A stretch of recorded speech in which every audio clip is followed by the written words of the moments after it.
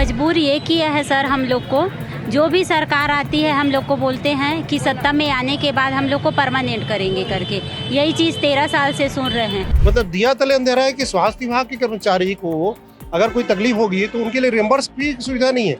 इससे बड़ी दुर्भाग्य की बात ये होती है। जब भी हमको बुलाया जाए या जब भी पेशेंट आए, पेशेंट के हित के लिए हम अपना काम छोड़ के, अपना परिवार छोड़ के भी वहाँ पे आते हैं। बट उस हिसाब से हम जो रेगुलर एम्प्लॉयज़ है उसके हिसाब से हमें जो एनएचएम कर्मचारी है, एनएचएम के डॉक्टर्स है, उनको ना ग्रेड पे मिलता है, ना सैलरी प्रॉपर टाइम पे मिलती है, ना ही हमें कोई इंक्रीमेंट मिलता है। तो ऐसे आप लोग वहाँ छोड़ के यहाँ बैठे हुए हैं, तो वहाँ पे कौन जिम्मेदारी निभा रहा है आपकी? अभी वो परमानेंट स्टाफ्स बैठे हैं, उन लोग कर सब बैठे हैं। आज उनको समझ आएगा कि आप लोग का जगह क्या है। स्वास्थ्य विभाग की रीढ़ की हड्डी है हम लोग, लेकिन जो जैसे कि हमारे मातृ राज्य मध्य प्रदेश हो गया और हरियाणा हो गया, यहाँ जो मूलभूत सुविधाएं हमारे कर्मचारियों को मिल रही है, यहाँ छत्तीसगढ़ में ये नहीं हो पा रहा है। शासन को ये बताना चाहूंगा कि स्वास्थ्य विभाग इतना महत्वपूर्ण विभाग है जो सभी की रक्षा करता है, लेकिन हमारी नौकरी की रक्षा कौन करेगा? इसकी गारंटी कौन देगा? मोदी की गारंटी बोल रहे हैं, गारंटी बोलने से नहीं होता, करना पड़ता है। इसके बाद भी सरकार अभी विधानसभा में हमें प्रश्नकाल लगा हुआ है, इसके बाद भी हमारी मांग नहीं सुनती है, तो हम लोग अनिश्चितकालीन आंदोलन के लिए और अग्रसर होंगे। नमस्कार, जोहार, जय छत्तीसगढ़। आप जो पीछे भीड़ देख रहे हैं, ये राष्ट्रीय स्वास्थ्य मिशन के सभी कर्मचारी, जिसमें लैब टेक्नीशियन से लेके विशेषज्ञ डॉक्टर भी मौजूद है। इनकी मांग है कि इनका परमानेंट किया जाए, उनका जो वेतन ग्रेड पे है, कई मांगे हैं। और इनसे हमने जाना तो इन्होंने बताया कि जो मोदी की गारंटी थी, जब 2023 में विधानसभा चुनाव में छत्तीसगढ़ में भाजपा की सरकार बनी, तो उस गारंटी में भी इनका जिक्र था, पर अभी तक उसकी कोई सुनवाई नहीं हुई है। तो हिंदी भवन के सामने सैकड़ों की संख्या में स्वास्थ्य विभाग से जुड़े लोग यहाँ मौजूद हैं। बहुत से काम जो है वो भी प्रभावित हो रहे हैं, पर ये इनकी मांग भी जायज़ है। तो आज इनसे जानेंगे कि इनकी मांग क्या है और क्या इनको मजबूर किया कि इनको 1 से 2 साल के बीच में ही धरना देना पड़ा। तो बात करते हैं। पहले तख्ती में 20 साल की कोरोना पुकार, अब तो नियमित करो सरकार। वादा किया था सरकार ने, नहीं किया पूरा? नहीं किया। क्या बोल रहे हैं? मतलब आप लोग मिलने गए होंगे किसी न किसी जनप्रतिनिधि से या फिर अधिकारियों से? सिर्फ आश्वासन मिला है, झूठा आश्वासन। अभी तक हमारी मांगों को सुना भी नहीं है। कई बार 90 विधायक, 11 सांसद, सभी को आवेदन हम लोग दे दिए हैं। हमारे एनएचएम कर्मचारी अधिकारी संगठन के माध्यम से हमारे प्रांताध्यक्ष डॉक्टर अमित मीरी के मार्गदर्शन में, हमारे दुर्ग जिला डॉक्टर आलोक शर्मा के मार्गदर्शन में हम लोग आज 2 दिवसीय धरना प्रदर्शन कर रहे हैं। आज और कल आज हम लोग दुर्ग जिला में आए हुए हैं। यहाँ से फिर हम कलेक्टर के सर के पास जाएंगे, अपना ज्ञापन सौंपेंगे। उसके बाद हम लोग कल विधानसभा घेराव करने जाएंगे। इसके बाद भी सरकार अभी विधानसभा में हमें प्रश्नकाल लगा हुआ है, इसके बाद भी हमारी मांग नहीं सुनती है, तो हम लोग अनिश्चितकालीन आंदोलन के लिए और अग्रसर होंगे। आपका नाम क्या है? मैं भूपेंद्र सिन्हा। आप पोस्टेड हैं? मैं प्राथमिक स्वास्थ्य केंद्र भिलाई 3 में।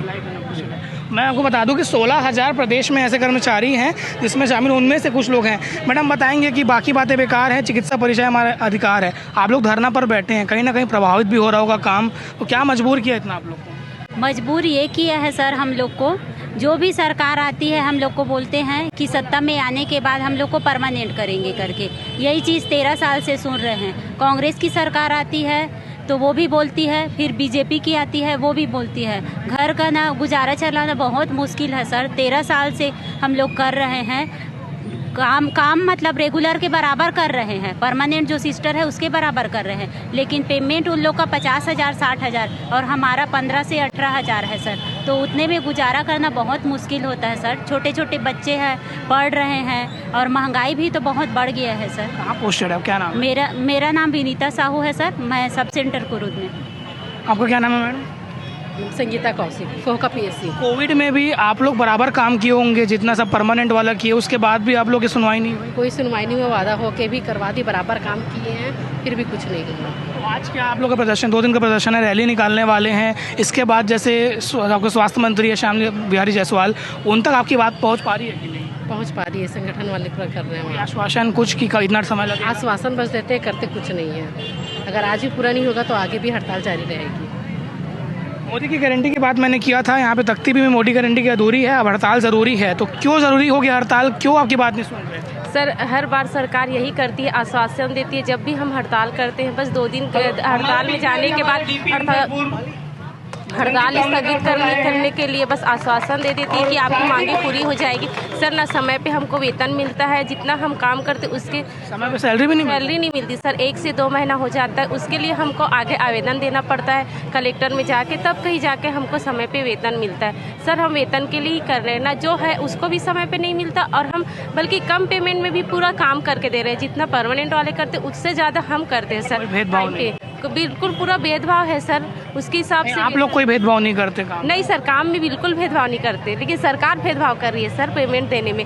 हम स्वास्थ्य विभाग से हैं सर, हम सबकी सेवा करते हैं, लेकिन सरकार हमारी नहीं सुन रही है। क्या नाम है आपका? मेरा फूलमती नाम है सर। आगे भी जाके बात करने का प्रयास करते हैं कुछ लोगों से, क्योंकि रैली लंबी है। यहाँ पर भी आप लोग बैठे हुए हैं विष्णु के सुशासन में। मैं आप लोग का तख्ता ही पढ़ रहा हूँ जो आप लोगों ने क्रिएटिव स्लोगन दिया है। ये बोलोगे आप लोग तभी आप लोग का हक मिलेगा। अपने हक के लिए लड़ना पड़ता है, आप लोग लड़ रहे हो, बोलना भी पड़ता है। जी अभी हम लोग 2 दिन के हड़ताल में हैं। 2 दिवसीय हड़ताल चल रहा है। आज तो यहाँ अभी 2 बजे से हम लोग रैली में जाएंगे और कल फिर रायपुर जाके वहाँ पे उसका घेराव करेंगे, विधानसभा घेराव।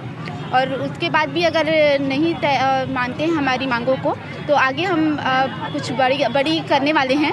आप भी दुर्ग में पोस्टेड है? जी सर। क्या नाम है? मैं सरिता कौशिक, SSK कैलाश नगर धमधनाका दुर्ग से। आप पोस्ट पे हैं?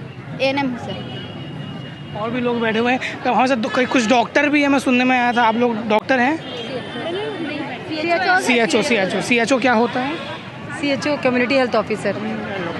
तो जैसे आप लोग वहाँ छोड़ के यहाँ बैठे हुए हैं तो वहाँ पे कौन जिम्मेदारी निभा रहा है आपकी? अभी वो परमानेंट स्टाफ्स बैठे हैं, उन लोग कर सब बैठे। जी आज उनको समझ आएगा कि आप लोग का जगह क्या है। जी बिल्कुल। हम लोग जो काम करते थे ना सर, उन लोग को वो आइडिया ही नहीं है जो हम लोग करते थे, क्योंकि उन लोग उस लेवल में काम ही नहीं किए हैं। उनके एब्सेंस में पूरा हम ही लोग करते थे और हम ही लोग उसको निभाए, और उन लोग हमारे एब्सेंस में कुछ भी नहीं कर पाएंगे और उनके एब्सेंस में हम लोग पूरा काम करते थे, ऐसा था। प्रदेश में मतलब 16,000 है मैंने सुना, तो 16,000 लोग हर जगह आंदोलन करके दुर्ग में आज हो रहा है? नहीं, सभी जगह है सर, प्रत्येक जिले। आपका नाम क्या? लिस्सी। जी बताइए।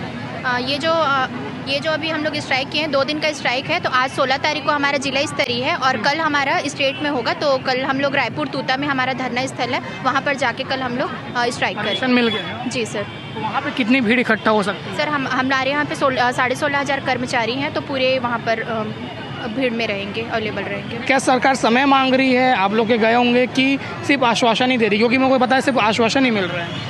सर जैसे कि पहले भी हम लोग इससे पहले भी कंटिन्यूसली हम लोग आंदोलन करते आए हैं और हम लोग अपनी जो हमारी जायज़ मांगे हैं हम वही मांग अपनी रखते आए हैं, लेकिन आज तक हम लोगों को सिर्फ और सिर्फ झूठा आश्वासन मिला है। कभी भी हमको कोई ठोस आश्वासन नहीं मिला और हमारा कोई भी निराकरण जो है हुआ नहीं। और हमारी जितनी भी मांगे, हमारी 10 सूत्री मांगे हैं, वो पूरी जायज़ मांगे। 10 सूत्री में कुछ मुख्य मांगे बताना चाहिए? सर पहली मांग है हमारी स्थायीकरण होने के, नियमितीकरण का हमारा मेन मांग है। और उसके बाद फिर दूसरा मांग है हमारा, हमको संविलियन किया जाए और जो हमको जो सुविधा मिलनी चाहिए, अनुकंपा नियुक्ति जो मिलना चाहिए, तो अनुकंपा नियुक्ति हमारी मांग है। क्या नाम है? दीपशिखा यादव, CHO।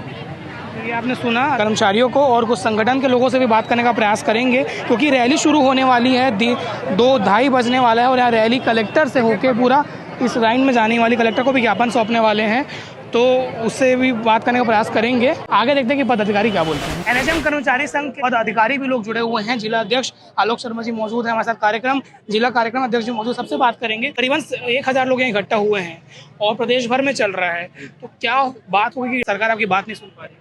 क्या है, लगातार 20 साल से हम लोग जो राष्ट्रीय स्वास्थ्य मिशन के कर्मचारी हैं, लगातार 20 साल से हम लोग इस तरफ के अपना ज़मीन से हम लोग लगे हुए हैं और मैदानी क्षेत्रों में काम करते हैं। टीकाकरण से लेकर जो हमारे शिशु रोग विशेषज्ञ, जो जितने भी डॉक्टर हैं, पैरामेडिकल स्टाफ है, लैब टेक्नीशियन है, और सब कोई इस कैडर में है और स्वास्थ्य विभाग की रीढ़ की हड्डी है हम लोग। लेकिन जो जैसे कि हमारे मातृ राज्य मध्य प्रदेश हो गया और हरियाणा हो गया, यहाँ जो मूलभूत सुविधाएं हमारे कर्मचारियों को मिल रही है, यहाँ छत्तीसगढ़ में ये नहीं हो पा रहा है। जबकि 20 साल में से 15 साल करीब बीजेपी की सरकार यहाँ पर थी और अभी जो घोषणा पत्र जो समिति बनी थी उसमें भी हमारी 100 दिन के अंदर हमारी समस्याओं का निवारण करने के लिए हमको वादा किया गया था। 100 दिन के अंदर वादा किया गया था, लेकिन अभी तक ऐसा कुछ भी नज़र नहीं आ रहा है। हम लोग ज्ञापन हर जगह दे चुके हैं, हर मंत्री, हर विधायक, सांसद, कोई नहीं बचा है जिनको हम लोग ज्ञापन नहीं दिए हैं। तो इसलिए अब हमको मजबूरी में अब हड़ताल का सहारा लेना पड़ रहा है। मैम आप डॉक्टर हैं, कहाँ पर पोस्टेड? मैं UPSC टंकी मरोदा में पोस्टेड हूँ सर। मतलब आप काम छोड़ के आए, आप लोग को खुद अच्छा नहीं लग रहा होगा, पर क्या आप चाहेंगे कि जल्द से जल्द, क्योंकि आप स्टेट गवर्नमेंट आप लोग रीढ़ की हड्डी जैसे बताया गया और कोरोना में आप सब ने भी काम किया। सर मैं 4 साल से पोस्टेड हूँ यहाँ पे। मैं जो हमारा जो काम है, हम लोग 24 आवर्स ड्यूटी पे रहते हैं। जब भी हमको बुलाया जाए या जब भी पेशेंट आए, पेशेंट के हित के लिए हम अपना काम छोड़ के, अपना परिवार छोड़ के भी वहाँ पे आते हैं। बट उस हिसाब से हम जो रेगुलर एम्प्लॉयज़ है, उसके हिसाब से हमें जो एनएचएम कर्मचारी है, एनएचएम के डॉक्टर्स है, उनको ना ग्रेड पे मिलता है, ना सैलरी प्रॉपर टाइम पे मिलती है, ना ही हमें कोई इंक्रीमेंट मिलता है। इंक्रीमेंट भी मिलता है तो कोई प्रॉपर इंक्रीमेंट नहीं होता सर।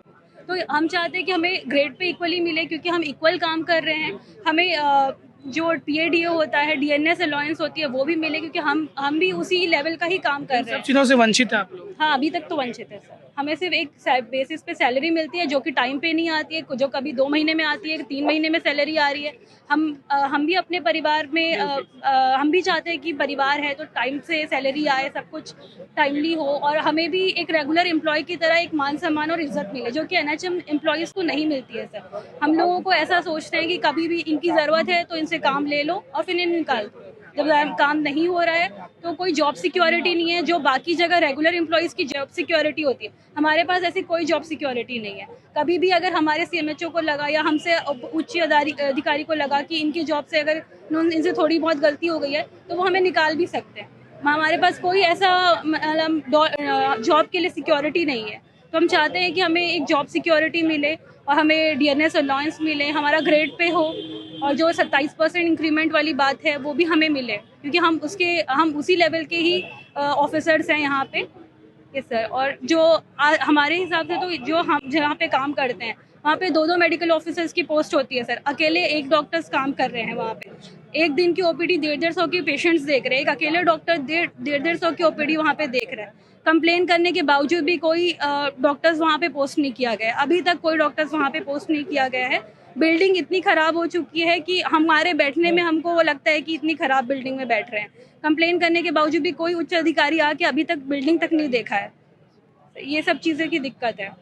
मैडम ने बताया कि वहाँ बिल्डिंग भी जर्जर है और ऐसा भी प्रॉब्लम है, और 2 डॉक्टर की जगह 1 डॉक्टर है। आप लोग 4-5 साल पढ़ाई करते हैं, उसके बाद आपका पर्सनल लाइफ भी होता है, प्रोफेशन भी होता है, तो ये फ्रस्ट्रेशन क्या आपके काम में भी नज़र आता है? कितना आप लोग परेशान हो जाते हैं? काम में तो हमें 100% देना ही पड़ता है, क्योंकि हर डॉक्टर्स का टारगेट सेट होता है, और हम लोग अर्बन के डॉक्टर्स हैं तो हमारा पॉपुलेशन भी काफ़ी ज़्यादा है। तो उस पॉपुलेशन में एक सिंगल डॉक्टर का काम करना काफ़ी दिक्कतें आती है उसमें। तो हमारी डेडलाइंस भी होती है, तो हमें उस पर पूरा करना पड़ता है। तो ऐसा नहीं कि हम अपने काम को साइड रख के या उस पर मतलब हम काम नहीं करते हैं, हम अपना काम पूरा करते हैं, लेकिन हमें क्यों टाइम पे सैलरी नहीं दी जाती? जब हम अपना टारगेट्स पूरा करके दे रहे हैं, हम अपने काम पूरा करके दे रहे हैं, तो हमारी सैलरी में डिले क्यों होती है? हमें क्यों हर बार ये बोला जाता है कि फंड नहीं है, नहीं तो कल आएगा करके कितना दिन, हम 10 दिन 15 दिन ऐसा करके बहुत 2-2 महीने तक हमें वेट करना पड़ता है। तो ये सब चीज़ों के लिए हमें मतलब एक रेगुलरिटी होनी चाहिए सिस्टम में, ताकि हम भी काम कर रहे हैं, बाकी भी जो लोग काम कर रहे हैं, सबको एक इक्वल लेवल पे देखा जाए और इक्वल लेवल पे माना जाए। मेरा नाम डॉक्टर डैफनी, UPSC पदाधिकारी और भी हैं कार्यक्रम का। हाँ, पूर्व प्रदेश अध्यक्ष हैं NHM कर्मचारी संघ के। सर, आप लोग इनके लिए आज आवाज़ उठा रहे हैं, क्या लगता है कहाँ तक जाएगी लड़ाई? वास्तव में पिछले 20 वर्ष से इस प्रकार की लड़ाई चल रही है। पूर्ववर्ती सरकार ने तो इतना अहम था, इतना अहंकार था कि लगता था उनको सरकार उनकी रहेगी, क्योंकि उन्होंने छल किया था, गंगा जल लेके भी शपथ लिए थे। उसका परिणाम आप देख सकते हैं। कांग्रेस की बात कर रहे हैं? बिल्कुल, पूर्ववर्ती सरकार की। वर्तमान सरकार भी इस प्रकार से अगर छल करेगी तो उसका परिणाम निश्चित रूप से मिलेगा। तो निश्चित रूप से दिया तले अंधेरा। आपको आश्चर्य लगता है, एक प्राइवेट अगर इंडस्ट्री में, फैक्ट्री में कोई एम्प्लॉइज है, काम करता है, और उसको अगर कोई मेडिकल सुविधाएं जरूरती है तो ASIC होती है, उनको फ्री सुविधाएं मिलती हैं। मतलब दिया तले अंधेरा है कि स्वास्थ्य विभाग के कर्मचारी को अगर कोई तकलीफ होगी तो उनके लिए रियम्बर्स की सुविधा नहीं है। इससे बड़ी दुर्भाग्य की बात ये होती है। और सरकार में जो वर्तमान में ही जो बैठे हैं, उनको इतना भी नहीं लगता कि स्वास्थ्य विभाग के कर्मचारी अगर असुरक्षित रहेंगे तो दूसरा का क्या होगा। और मैं बताना चाहूँगा, पूरे प्रदेश में अगर स्वास्थ्य विभाग चल रहा है तो संविदा कर्मचारी के बराबर पे है। अगर बोल दे रहे संविदा कर्मचारी नहीं रहेंगे तो इनके जो एम्प्लॉइज है, स्वाभाविक बात है, अभी बड़ी संख्या में 60% संविदा कर्मचारी हैं। 80 अभी नई नियुक्ति आप कर नहीं रहे हो, नई नियुक्ति अगर भर्ती होते सब हम लोग रहते, और संविदा कर्मचारी को इस प्रकार से छलेंगे तो आने वाले समय में सरकार के लिए सोचने का विषय रहेगा। तो ये कुछ मुद्दों को ध्यान में रखना चाहिए और इसमें कुछ समन्वय करके बीच का रास्ता निकालने का प्रयास करना चाहिए। ये सिधाई का नाजायज फायदा उठा रहे हैं, कुछ नहीं कर रहे हैं, इसका मतलब ये नहीं है। तो मैं सरकार से अपेक्षा करूंगा कि इसका बीच का समन्वय करके कुछ न कुछ स्थायीकरण करें। ऐसे नई नौकरी निकलेगी तो क्या इनको प्रेफरेंस दिया जाएगा? यही नहीं, एक मैं बताना चाहूंगा, आपको आश्चर्य लगेगा जिस प्रकार से एक अंगूठा छाप सरपंच नौकरी रखा था किसको, शिक्षा कर्मियों को, वो अंगूठा छाप ने रखा था। किसी हमारे यहाँ जितने भी संविदा कर्मचारी हैं अपनी योग्यता से परीक्षा देकर पास हुए हैं। जब अंगूठा छाप सरपंच ने जिस व्यक्ति को शिक्षा कर्मी के रूप रखा, आज जब नियमित हो सकते हैं तो हमारे संविदा कर्मचारी जो नियम के हिसाब से हुए हैं उनको नियमित क्यों नहीं किया सकता? 100% किया सकता है। मगर सरकार के सिर्फ ये सोच की जरूरत है। एक अंगूठा छाप व्यक्ति को नियुक्ति कर रहे हो, जिसको नियुक्ति देने वाला व्यक्ति अंगूठा छाप रहा है, वो नियमित हो सकता है, तो हमारे संविदा कर्मचारी जरूर नियमित हो सकते हैं। सरकार को सुनना चाहिए। हाँ, मेरा प्रश्न था जैसे अगर नई भर्ती निकलती है तो इनके प्रेफरेंस दिया जाएगा कि जो नए भी भरेंगे वो क्या? ये तो हमारा अधिकार है, ये तो प्रश्न होना ही नहीं चाहिए कि हम पे प्रेफरेंस दिया जाए या ना दिया जाए। ये तो हमारा प्राथमिक अधिकार है, इसके लिए हमें मांगने की जरूरत नहीं होनी चाहिए। और शासन को ये बताना चाहूंगा कि स्वास्थ्य विभाग इतना महत्वपूर्ण विभाग है जो सभी की रक्षा करता है, लेकिन हमारी नौकरी की रक्षा कौन करेगा? इसकी गारंटी कौन देगा? मोदी की गारंटी बोल रहे हैं, गारंटी बोलने से नहीं होता, करना पड़ता है। और इसी बात को मैं रखना चाहूंगा कि हमारी गारंटी को गारंटी के रूप में ले और उसमें रक्षा भी करें। ठीक है, सरकार तक बात पहुंचेगी। जैसे आप जानते हैं कि डॉक्टरों को धरती का भगवान माना जाता है, साथ ही जो उनके साथ कर्मचारी हैं, चाहे लैब टेक्नीशियन हो या नर्स हो, उनका भी बड़ा योगदान रहता है। तो सरकार को इनकी बात सुनना चाहिए, क्योंकि ये 16,000 के जो संविदा कर्मचारी हैं और अधिकारी हैं, अगर ये जॉब से हट गए तो बहुत प्रॉब्लम होने वाली है। आगे रह निकलेगी, उसको भी आप देखिएगा। मैं लाभेश, धन्यवाद।